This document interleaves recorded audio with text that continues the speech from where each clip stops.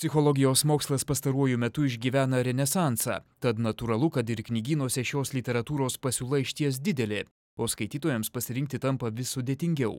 Nuo kurios knygos pradėti psichologijos studijas rekomenduoja psichologijos mokslų daktaras ir žmogaus studijų centro prezidentas Gintaras Chomentauskas.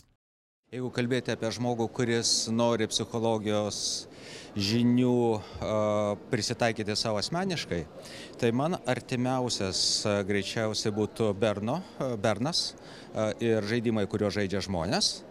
Ir taip pat Klodo Štainerio knyga, kuri irgi yra transakcinės analizės, scenarijai, pagal kuriuos gyvena žmonės. Kadangi abi jos yra ir pakankamai gilios, ir pakankamai lengvai skaitomos, ypač Berno knyga.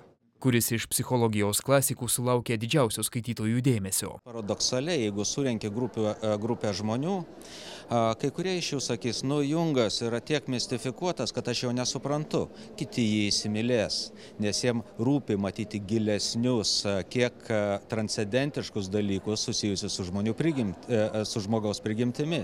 Tuo tarpu kiti sakys, man viskas aišku, Freudas jau paaiškino tai praeito amžiaus pradžioje, žmogų valdo seksas ir mirties instinktas ir visi kiti dydžiai yra išvestiniai. Taigi būtent dėl tos priežasties mes ir siūlome savo studentam pažiūrėti į žmogų iš skirtingų kampų.